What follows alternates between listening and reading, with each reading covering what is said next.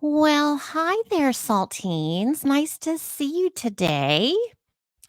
We spent some time together last night for about an hour doing a live stream. Live streams are fun. You should put a little more effort into coming if you haven't, if you have not been to a live show. It's fun. The channel's um, small right now, so I can pretty much interact with everyone who's leaving a comment, which is fun. And I get to know you guys. And it's just a good time. It's a good release for me. A couple people have commented they feel like we're all just at someone's house chit chatting, which is good. I take that as a huge compliment because I do consider us all friends. So yeah, this is me. This is the real me. So today we're gonna watch Tylee and JJ's Silver Linings episode 11. Audrey, they were only gonna do 10. Yeah, as I mentioned, I think they just did the 10 to see. If it was a total bomb, then they would be done at 10. But I think they're doing okay with the podcasts. I don't really consider it a silver linings kind of environment because honestly, murder's not good. There's no justice in murder. And it's hard, it's difficult to find a lot of silver linings. It just is. It just is. Let's not lie to each other. Let's not lie to ourselves. It's awful. But let's see. This one's called Your Healing Experiences. So this is about the Lori Vallow Daybell case.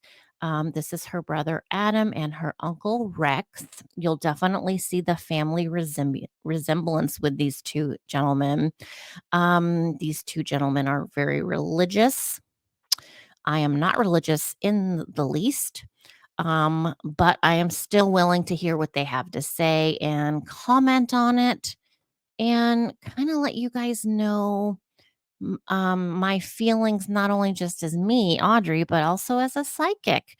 Do I pick up on anything? Are they being sketchy? Are they being honest? So far, I believe they're honest and decent human beings. I do not think they're like Alex and Lori at all. Definitely see some. Mm, I don't. I don't wanna sound negative. Um, you know, everyone has stuff that they have to work on, and I just kinda see some personal stuff, they need to work on in their own individual lives. Nothing terribly bad, nothing to do with the murder case. But anyway, I feel comfortable letting you guys watch this as if I have a choice, right? But I definitely would tell you, hey, this isn't worth your time or my time. Don't watch it. Again, not that my opinion is the utmost importance, but just as a friend, um, you know, yeah, that's what it is. All right, so let me go ahead and share screen. I have to do that, and I have to do that, and I'm gonna run the video a little faster than it's filmed. It's just kind of a slow podcast. They just kinda talk a little slow, which is fine because I know Uncle Rex is a speaker, so he's very, deliberate in his speech, and it's just a little slow sometimes, so I'm just gonna run it at 1.25 instead of 1. Alright, so let's go ahead and put that there. And oops, okay. I'll leave me there for now, I guess, like that. All right, let's go ahead and roll this video.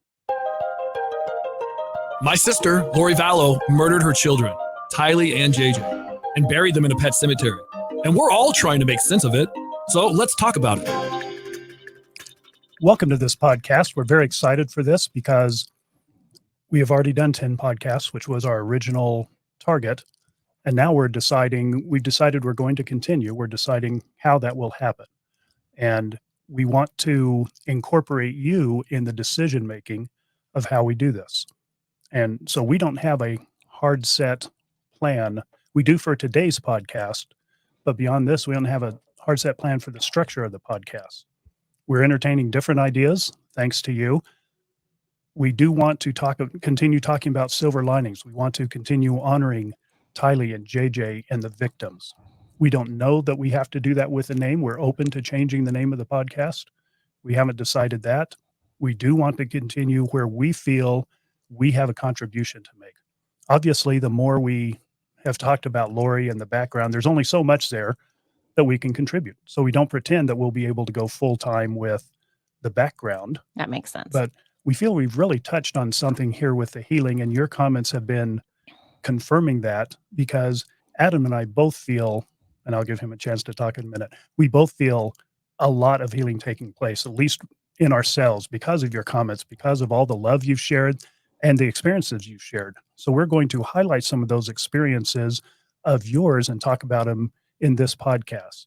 And as always, the comments are open. Let me say something about the comments too.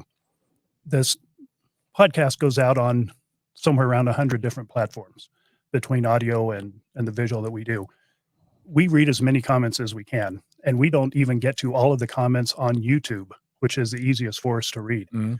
So if you have comments and you listen to us on any other medium other than YouTube, any of the other 100 platforms it's on, please send your comments to the email, and the email will show on the outtake of the video. Of course, some of you will not see that. Well, they can also hear it. We give the Right. email address at the end as well. Yeah. Right. So yeah, please email us and let us know what your comments are if we don't get to them.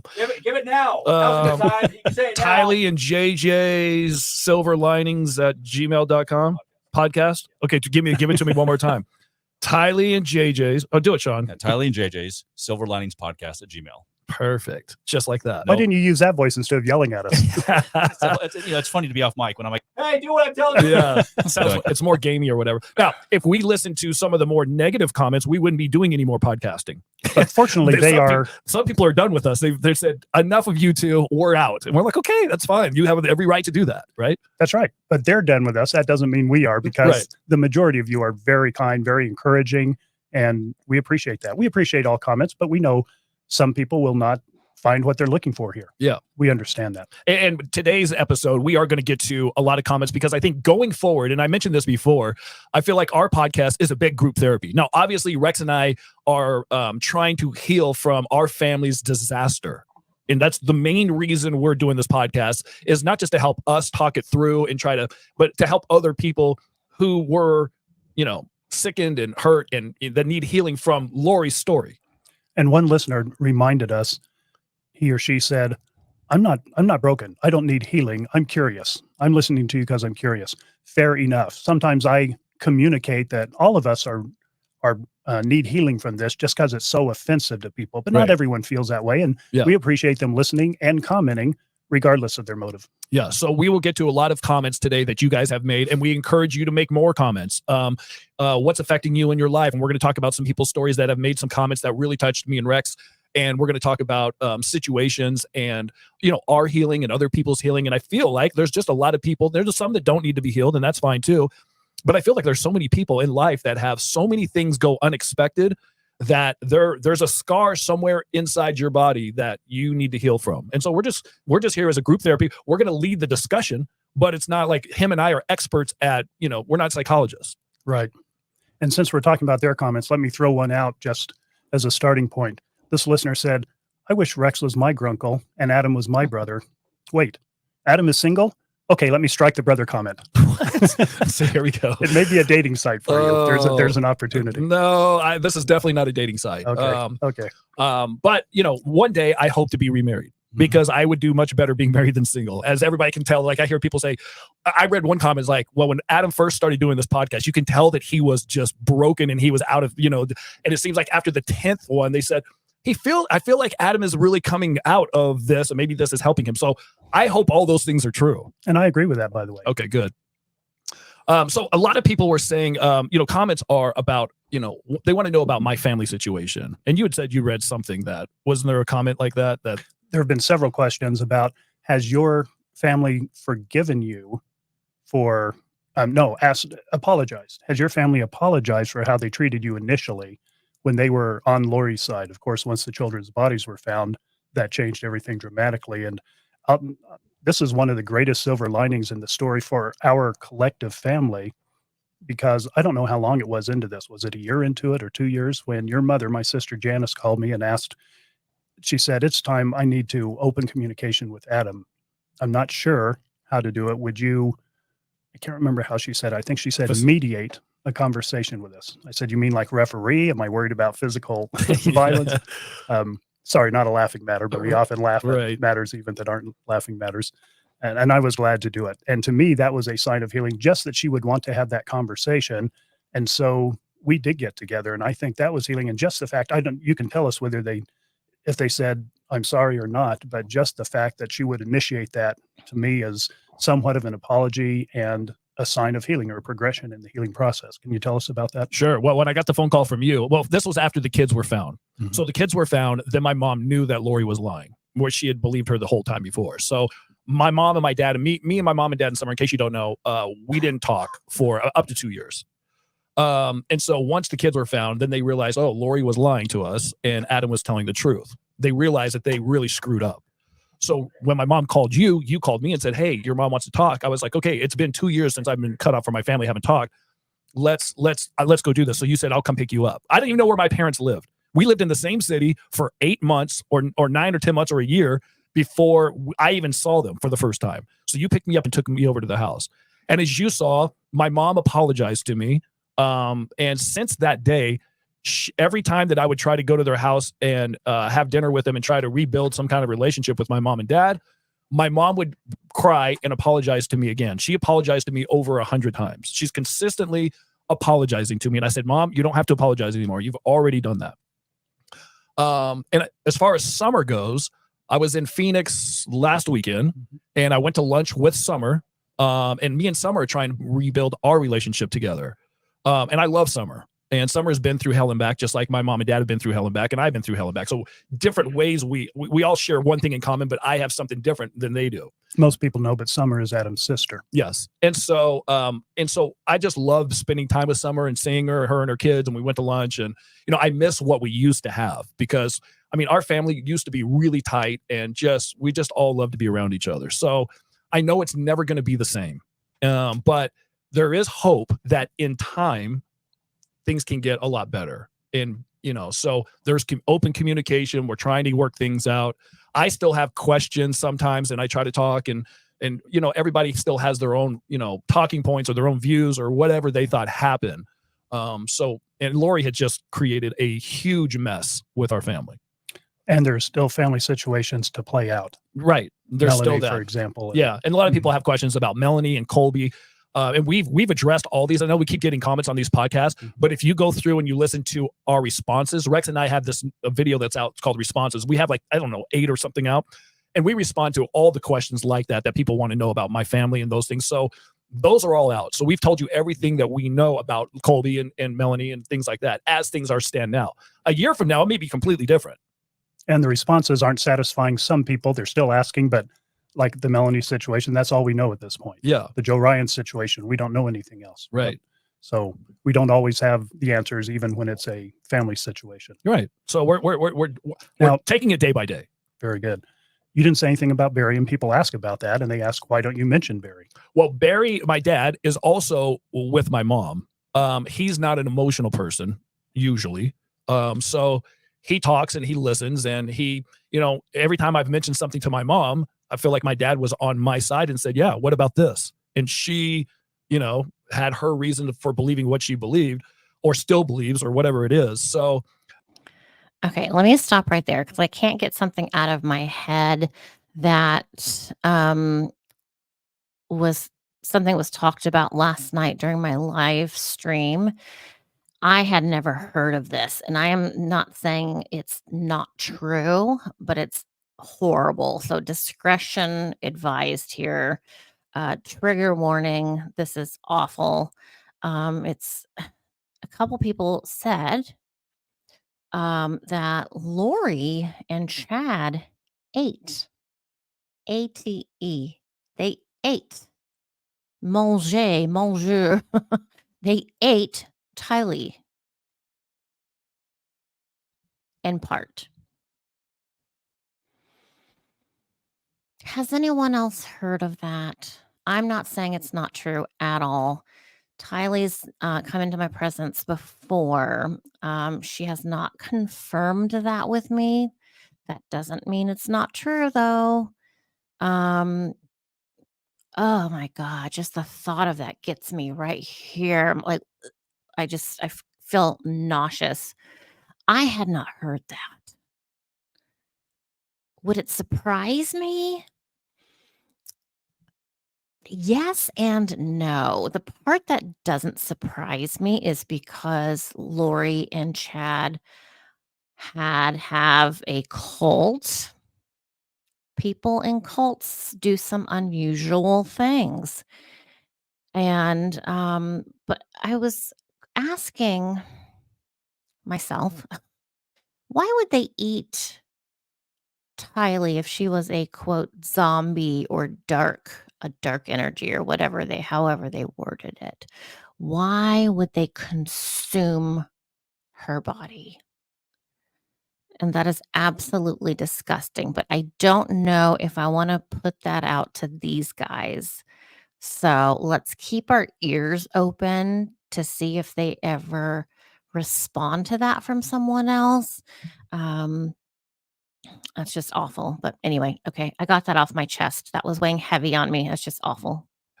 He's still trying to figure everything out, I think. And as a lot of people are, because there's still, like you said, there's other things that have to be played out. Lori's going to go to Arizona. There's going to be another trial. Everybody wants to know about, was Melanie involved with Brandon's killing, and if she was, how much was she involved? Are her kids safe with her? Like, there's so many different questions that people have because of what we learned on the text messages from Chad. So, with that being said, we still have a lot more coming with that.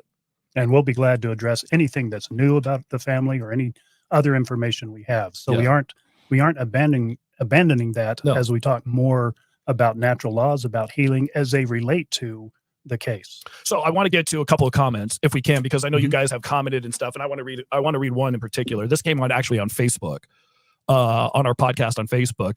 And it's from Jeanette. She says, "Hey guys, I've been following this story from the beginning, and you have been watching your podcast since it started. It's great. Thank you for your openness and honesty." And we told you we're trying to be as honest and open as we can.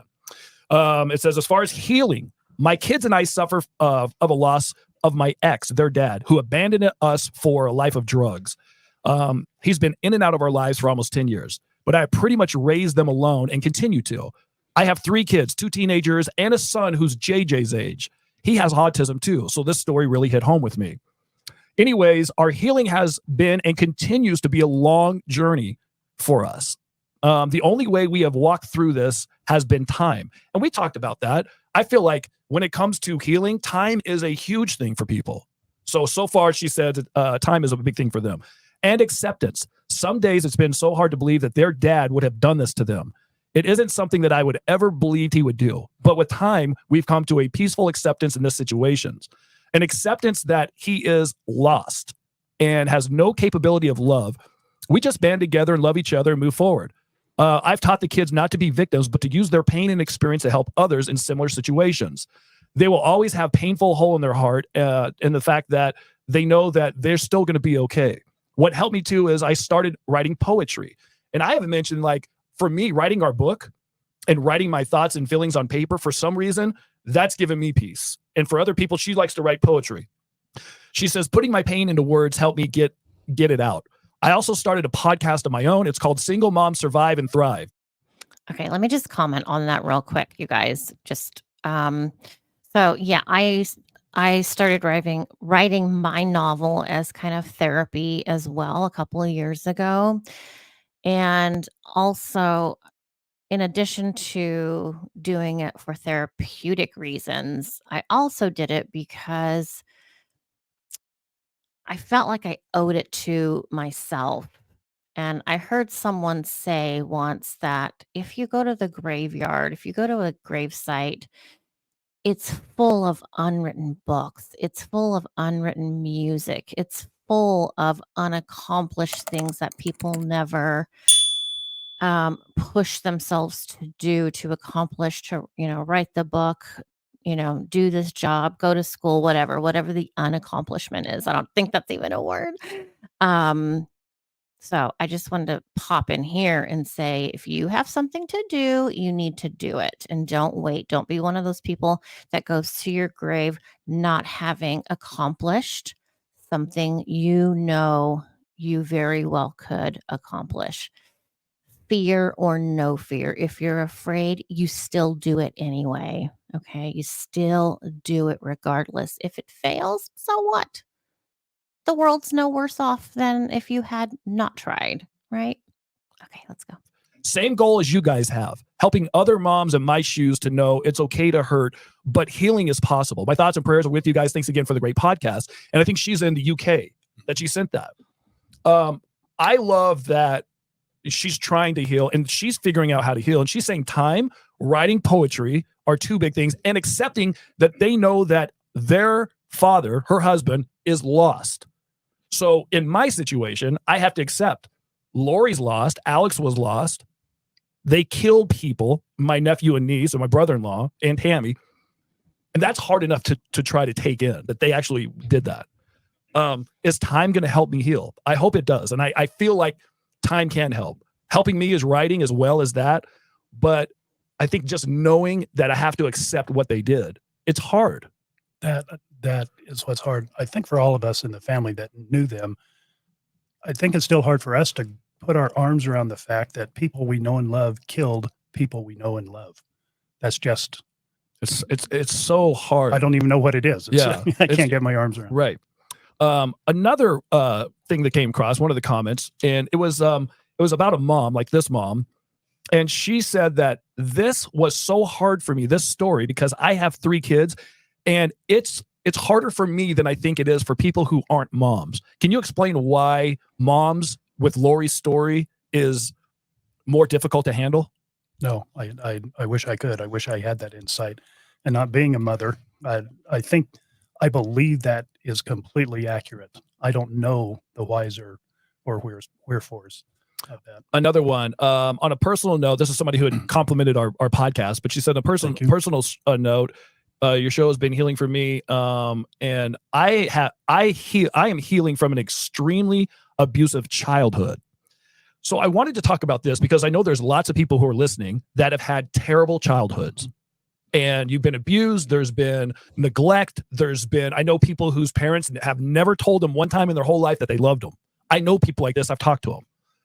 And then once you leave childhood, you become an adult. You hold on to that.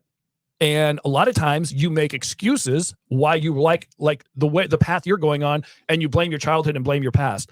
How do we get past that, Rex? Like, what's a good way to acknowledge your childhood, but then yet somehow break out of that? I put a lot of personal thought into this with my parents having been divorced, and both of them died when I was 9 and 18. And even with that, thinking of the situation, now I wasn't abused. I had a wonderful childhood. Mm-hmm. Not everyone thinks that because my dad wasn't there after age 9, but right. I put a lot of thought into that, and I had to come to my own terms that the decisions I made were not because of my past. I cannot blame any of it on the fact that I didn't have a father in the home, because I still had complete latitude to make whatever decisions I wanted to. I understand that I lost something. I don't know what it is because it wasn't there, but that does not change my responsibility for my decisions. Just like whatever is in Lori's past, whatever her influences are, whether it's family, whether it's location, religion, whatever it is, none of that absolves her of responsibility for the decisions she made and actions she took. I feel the same thing about my life. No matter what happened in my family situation, how I was raised, anything else, I'm responsible for my decisions. Yeah. I had another comment that I wanted to talk about too. And that was, somebody had made a comment saying they've been divorced for several years and they have some lonely days. Mm-hmm. And so there's certain things that trigger things for me. Because of what we went through, that I get triggered sometimes when I read, and I hate watching people's pain. I watched a movie called Sounds of Freedom. And there's a scene in there where there's a dad that, he loses his kids, and it was kind of like his fault that he did what he did. or at least that's what he felt. And I could just feel his pain, even though they didn't show him like 90% of the movie. The rest of the movie, all I did was feel that dad's pain. So there's certain things that trigger me inside. And so when I read this, that she's divorced and lonely, I remember when I first got divorced, and I was by myself for the first 6 months. And I've told you this, that I mean, I've always had somebody there. I grew up with a family, then I moved out and I had a roommate, and then I got married. I always had somebody. I never spent any time alone. So this was the first time I've ever spent alone, was when I got divorced a couple of years ago. And it was just me. And when you want to talk about lonely, it was lonely. And so when I read this and I saw her, and she's like, I've been divorced. I've had these really lonely days. I started thinking about, how do you heal from being lonely, and what do you do? And here's some things, silver linings, at least for me, and this may help you and it may not. But for me, I would look for my favorite comedian and go watch some YouTube clips of my favorite comedian. His name is Craig Shoemaker. He cracks me up. He makes me laugh. So I think laughter, there's something about laughing, and it gets your endorphins going. There's something about laughing that can take loneliness out of you for a while. The other thing is music. Now, music, to me, I've been in radio for 30 years. Music has been a huge part of my life. So I feel like music, listening to your favorite music or singing or something like that, does something to your soul. I think we're connected with music and soul. It's connecting. So for you who emailed or made this comment, I would suggest trying to, when you get into those lonely spots, your favorite music, your favorite artist, you can even go down rabbit holes with music sometimes, which I do. Favorite comedian, laugh, those kinds of things. I think those help. What other things, Rex, when somebody's lonely that, they can help? Well, I'm reading a comment right now from one of our listeners that said that this is Phoenix Rising is their name on YouTube. Okay. And they're talking specifically about forgiving, which is a parallel topic here to what we're talking about with the loneliness. Yeah. Forgiving doesn't mean condoning. This is a big misunderstanding. Forgiving means to let it go of the anger that causes all the suffering. It means to have mercy on yourself, because love is our nature. I love this. Love is our nature. It doesn't mean you stop loving the victims. It means we simply move out of the past and into this beautiful moment. That last phrase is why I wanted to get to, that relates to loneliness. Moving into this beautiful moment. If I'm feeling lonely, again, this is me, not everyone. If I'm feeling lonely, it's because of past. I've lost something. I don't have it now. And there's no one in my mind to share anything with. When I move into this beautiful moment, there are people that care. I know people I can reach out to. Not everyone has that, but I think most of us have someone they can reach out to. And I just want to kind of piggyback on what they're talking about as far as music and Adam mentioning comedians. I do the same thing. My comedian to go to is Sebastian Maniscalco. He's an Italian guy from Chicago, who lives in LA now, and my husband calls him my boyfriend. It's for me, it's just like positive noise in the background sometimes. Instead of just standing, straightening my hair, or putting on makeup, I'll just play one of his stand-up acts in the background. I don't even really have to listen to it, but it's like a subconscious reinforcement of everything's okay. It's cool. Everything's good. There's a lot of comedians out there. If you go to Dry Bar Comedy, there's a lot of clips of not of lesser known comics, but some of them are amazing. So yeah, I highly recommend that. In fact, I thought about showing a little bit of clip here and there of Sebastian to just give you guys a laugh, because it's like the stuff we talk about on the channel is so hard. It's heavy, heavy stuff. And even though there's a lot of positivity on the channel, a good guttural laugh is always welcomed. And my friend Teresa and I went to go see Sebastian at in Mountain View, California, at the winery up there, and we saw Sebastian. And it was the first time I actually cried tears of laughter. I mean, literally couldn't catch my breath. Funny. And I think we all need that experience. It's really rejuvenating. It's good for your soul. It's good for your body. It's good for your skin. It makes you smile. Not any sort of obsession or anything like that, but we got to use our resources, and comedy is a fantastic resource. And let me also mention about music. Last night during the live show, and I think the previous live, we talked about reincarnating, past lives, that stuff. So I love classical music. I've always loved classical music. Why? From a past life. That was another weird thing that was strange about me as a kid, is loving classical music. But music is, these guys are right. It's another resource. Find the right vibration. And I hesitate to use that word because it's very, I don't know, it's kind of out there, right? But it literally is the vibration. It's literally the vibration of the music. I can't stand country music. I can't. I love Texas, but I can't stand country music. The sound of it just, it literally hurts my body. I can't take it. So if you find the music that you can feel and you just know, if you go to your happy place, when you hear a certain kind of music, you got to pull out those resources. I mean, maybe you don't go anywhere and you're like, Audrey, I'm never in the car. I don't even know what channels there are out there. Well, find it on your phone. Go on YouTube and just type in a certain genre of music to listen to. So there's no excuses to not bring these two things into our lives to help. We can create this beautiful moment. And when I look around, if people ever insinuate I've had a hard life, I just don't see it, because on balance, everything is good. And so I can't stay lonely very long looking at it like, okay, in this moment right now, I can reach out and I have a wonderful life. Yeah. Another thing that somebody had mentioned, these are all comments that we've taken off of our YouTube and Facebook comments. Somebody says, as for healing, I'd like to know your feelings, asking you and I, on needing to forgive in order to heal. And I've talked about this a couple times on different podcasts, that, I'm built, my body is my mind, my soul, whatever the connection.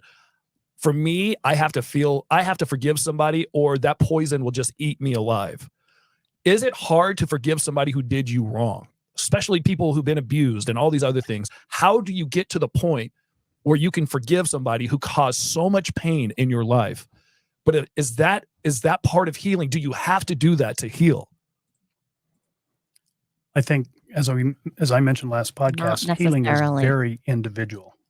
Not everyone needs to forgive. I know there's a religious injunction that says that we need to forgive, and I See? believe that in Told general. you. But as far as healing from a specific situation, like you said, someone that abused us, I think that's an individual decision to make. Do I need to forgive that person? And if so, how? And I still believe, from our last podcast, that your internal guidance system can guide you in those decisions, because it is only you that knows if you need to forgive them. And then if you do, you can ask other people's opinions. You can get good ideas from situations like this, our quote group therapy. Right. This is our group therapy. So you I can totally get ideas, but you'll know what you have to do when you consider it, as far as needing to forgive someone. So I know we got enough time for one more, and I feel like this is, Rex, we've talked about making choices is a big part of our podcast too, right? With your conscience and stuff. And somebody made a point, said you made a point about Bluebell ice cream last week on the podcast, where you were talking about you have a decision to make, take a bite of this, even though you've had a heart attack and this could be bad for you or whatever. Sometimes we have to deal with our consequences. Well, somebody had made a comment, says, at one time in my life, I weighed almost 400 pounds because of the choices I made daily. I did not go to bed weighing 130 pounds and wake up the next day 400 pounds. I chose to walk in denial for a very long time until I glanced in the mirror one day and it really hit me. And I've been looking in mirrors all along, but finally saw myself and decided I had to change. Decision making. I think we just have to recognize sometimes when it comes to decision making. And until you get to that bottom, I guess for me, sometimes you just keep going down a thing until you hit the bottom of the barrel. And once you hit the bottom of the barrel, there's nowhere else to go except for up, and you got to make a change. So I appreciate that comment because it brings up something that I think a lot of us could use in thinking about, man, maybe there's some things in my life that I need to change that I just kept on going. Is it hard to do? Absolutely. It's very difficult to make big changes in life. But please, as we pleaded, I think 3 podcasts ago or whenever it was, if you recognize some of that in your life, if nothing else, if you get nothing else out of the whole TYLEE and JJ tragedy, maybe for them, maybe you're inspired to do something, do that for yourself and the people around you. If you notice you're going, not to the point that their mother did who murdered them, but Right. just something in your life you feel, I'm going down, just like you described, down the wrong path, you're the one that can change it. If any one of those 3 players had changed their path, that would have made a huge impact. We don't know what the difference would have been. No. But it would have been a tremendously positive impact. And so we, as I said then, we aren't preaching to you. We aren't telling you what to do, but I'm not above begging. So if you find yourself going down a path like that, please let your conscience help you make one change to stop whatever path that is. Yeah, I love that. Please continue to make comments. Maybe something that happened in your life that you healed from, or maybe there's a situation in your life that you're thinking about making a choice, and if you need help with it or want to help with it, we would love to, try to talk about things. We want to keep this as an open group therapy for a lot of us, because I think most people have something in their life that they need to heal from. And this is why we're doing this podcast. Does it have things to do with Lori and her decisions and all that? Yes, there's things in there that we are going to talk about. But there's also people in your lives that you have your own things that are going on. So we're here. We're doing this podcast. We're going to try to continue to do this. And Christina Melvin reminds us, HOPE stands for Hold On, Pain Ends. Love it. We'll see you guys next time. Oh, I'm going to write that down. Hope. Hold on, pain ends. I don't know if it ends, but you certainly get used to it. You get more comfortable living in pain. It's true. I'm sorry. I'm not going to lie to you, because if I lie to you and you're still in pain, you're going to say, Andre, I thought you said the pain goes away. No, it doesn't go completely away. It just doesn't. It's like, if you have a scar, you can't remove the scar, right? I mean, you can have it removed surgically, but then there's going to be another scar. So I'm just trying to keep it real with a little humor, okay? Thank you guys for watching. Don't forget to subscribe right now. Like this video. Check me out on Instagram and check out my jewelry website, vintageenvy.org. And the next video I want to bring you is the video where I was talking about last night on the live stream about Jonathan waving at dead men in an airplane. So that's going to be exciting. Okay, see you guys super soon. Have a super great day. All right, bye. Love you.